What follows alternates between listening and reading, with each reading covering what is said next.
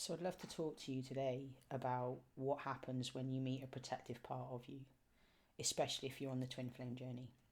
Because what I see a lot of in my work, either as an internal family systems practitioner or an inner child trauma specialist, is we tend to find that there is a part of us that is protecting us. And so many times when I work with my clients, I'll give you an example of a lady yesterday. Most people will say to me, especially if you've had extreme trauma, that they think their inner child is 7 or 8 or 5 or 6. And for me, your true energetic inner child, that's your operating system, is 4. 3.5, maybe 4, no older. But when you are thinking that your inner child is 5 or 6 or 7 or 8, I'd love you to come from this stance to really help you in your healing. Understand that the part of you that is presenting themselves as your inner child at this time right now is the part of you that you need to work with. And the reason why it's being protective of the inner child is because of the trauma you sustained. And quite often it will be because this is where you're starting your inner masculine work if you're on the twin flame journey. But one of the biggest bits to understand about when you're working with protectors is to meet them at a language that is what we call level and equal in IFS.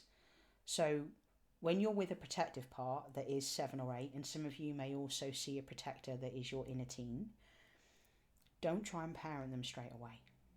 Come from a perspective of level language, and let me give you an example. Hey, it's really great to meet you today. My name is, and please always use your name and your age. And if this is a protector, your inner child or the protective part of you actually has no idea who you are. I promise you, your inner child or the protective part of you thinks that you're probably 8 or 9 or 10, and they don't know who you are or why they should listen to you. So when you are at that level and you are saying, hey, so let's give you an example of a full run through here. Hey, my name is Teresa, I'm 51. It's great to meet you today. I'd like you to know that I don't want anything from you. I would just love to get to know a bit about you. I kind of sense and feel that things are pretty tough right now. You feel like you've got the weight of the world on your shoulders. And again, I just want you to know that I just want to spend some time with you. I'd love to get to know you and, hang with you. Would you be open to that? And you see how friendly that language is. The language you've used is one of you're coming from a friend. So you're not trying to parent, because this is what I see so much in my childhood trauma practice is, yeah, well, I've told my inner child that they're safe. It's not going to happen now, and I've got them. And I really just want you to get into the frame of mind, specifically if you are working with your inner child, that when you think of a 4-year-old girl on a swing, because that's where your inner child is, I want you to think about if you were a 4-year-old. And I want you to think about if a person who you didn't know, stranger danger, approached you and said, you're safe now. It's not going to happen. And I've got you. I want you to think about if you were truly in this third dimensional reality, were 4 years of age. Would you actually listen to that person? Or is a great place to start, guys, when we go, hey, my name is Teresa and I'm 51. And I just want to get to know you. So even if that is a protective part that you're dealing with that is like 5 or 6 or 7 or 8, can you see the difference in the language where you've been free and easy? Some other language that you can use with the protective part would be, hey, I can see that it's really difficult and tough for you. Is there any reason why you're protecting a younger part of you? Is there a younger part of you behind you? Great one to use here. I see you. I can see it's difficult. Did you want to come and sit with me? And when we do things like protector work, okay, for me, it's really great to be able to take them to like American Diner or a diner. Don't take them to a kid place like a playground. So if you've ever done my inner child reset, you'll know that the inner child reset that I've created makes your inner child feel safe in 30 days if you pay the full price, or 90 days if you split the payment over 3 months. So, but when you're working with the protective part, hang with them at that age. Ask them their age. Ask them their name. For me, in internal family systems, once we understand that that is a true living part of us, for me in internal family systems, I prefer to have a name and an age, because yes, we have the people pleaser, we have the manager, we have the financial accountant in our system. But sometimes it's really great to go, hey, 14-year-old me has issues or problems. So by taking them to a place that's age appropriate, so I worked with a guy very recently, and we took his inner boy to the skate park. And it wasn't his inner boy, it was his inner teen. But this guy that I worked with was really adamant that this was his inner child, and I went with it, I flew with it. But we went to the skateboard park, and I helped this guy really get the connection with his inner teen, because he was like, my inner child is shut down. He's angry, he's mad, and he's just stomping his foot, and he's just not interested. So once we took him to the skate park though, and I taught this guy some language to use, which is what I'm sharing in this video with you, that protective part was kind of like, yeah. And this is what your protective part will sound like. Yeah. What do you care? I don't care. And you may find the protective language comes through in your head like that. And I want you to know, please, in this video, that if you've got a protective part, that you're not doing anything wrong.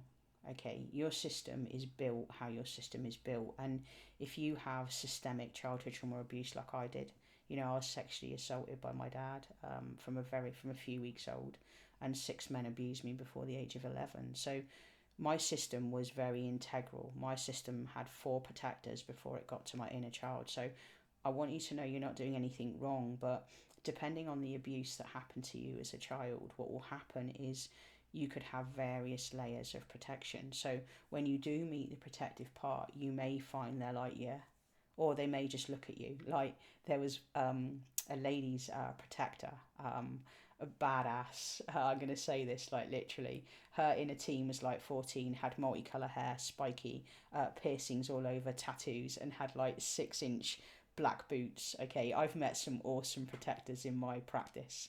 And that's why I love being a childhood trauma practitioner and an internal family systems, specialist, because like when you work with these protectors, they're pretty awesome. But again, in this video, I'm giving you the language to meet them at that level. And, one of the things to be really aware of is when you're with your protectors, don't be afraid of them.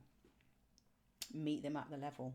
And that's where I'm saying, like, sometimes our inner child doesn't want you to be the parent. It just wants you to know, hey, come hang with me.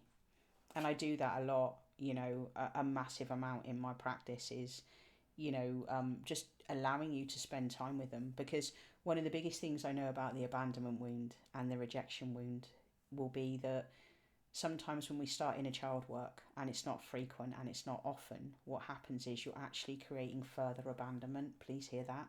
If you're someone that has an abandonment wound and you're really working on that, one of the things to understand is if you're not consistently with the protector, you're not consistently with your inner child, you're actually creating further abandonment.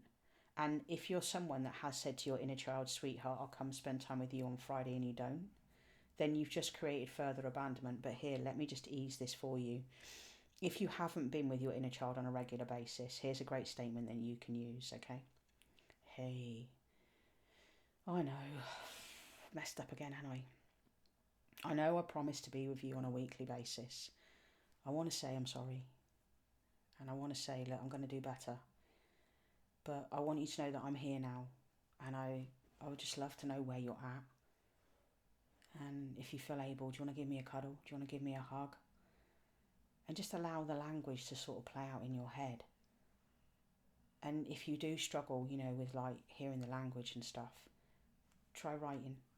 My best mate, she writes to all of the parts of her. And sometimes that's a good thing. That's a great place to start, So if you're a guy watching this, and you're a DM, sometimes it's really good just to start writing to the boy and whatever. Same as it is for you ladies, sometimes it might be easier to write a letter to 14 or 17-year-old you. Because what I do know about internal family systems is, if there's ever been a moment of trauma in your life, and trauma is defined as a moment in time where something is either too much or not enough, if you disassociated, it's possible that that part of you has an identity, and that's why it's a part of you. And like I say quite often, when we come to our inner child work, we've often got so many protectors that are looking after our system. So again, please take from this video that you're not actually doing anything wrong when you come across these protective parts. But again, let's just use very simple language, and let's just spend time with that protector. And let's also, other language we can use is there a small part you're protecting? Why am I seeing you today? What's your story? Is there anything you want to tell me? Can you see how free and easy you are in your language? And again, if you can't have these conversations in your head, again, you can use that on paper. One of my clients over in Missouri, she's actually created an avatar on an app, and she makes that her inner child. Another great thing to do is you can also externalize the experience. So one of the clients that I worked with very recently, she's got like a little teddy bear. She says that is her inner child. And then she's got like, I don't know, like a bigger toy, which she says is her inner teen. So I really hope this video has given you some ideas, because I know so many of you really want to do the inner child work. But if you've had extreme trauma like I have, then like I say, I had 4 protective parts that I had to work with before I could get to my inner child that was 4. So I really hope this video has helped you kind of go, okay, yeah, if she's 7, 8, she's 5, 6, or if he's 9 or 10, or he's 12, 13, that's the part to deal with right now, okay? And if you're struggling, that's why I'm on your screen, because I will hold you, and I can see your inner child at exactly the same time and have the conversations, and I can really help you with that deeper language. I want to say my inner child reset is there for you. Okay, 30 or 90 days, like I said, teaches you how to be with your inner child every single day, tells you what to do in the morning, what to do at night, what to do once a week. There's a long visualization, and then there's a daily maintenance one. And if you are a divine masculine watching, okay, the inner boy reset will be out next week. I've got another 6 modules to record, and then that's it, it's done. And that is for the wounded masculine. That is how you heal your inner boy.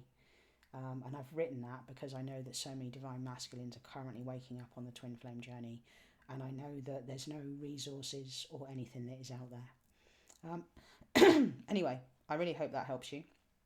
And like I say, if you want to do a session with me, have a chat with me. Just know I'm popping up on your screens as someone that has been doing this work for a long while.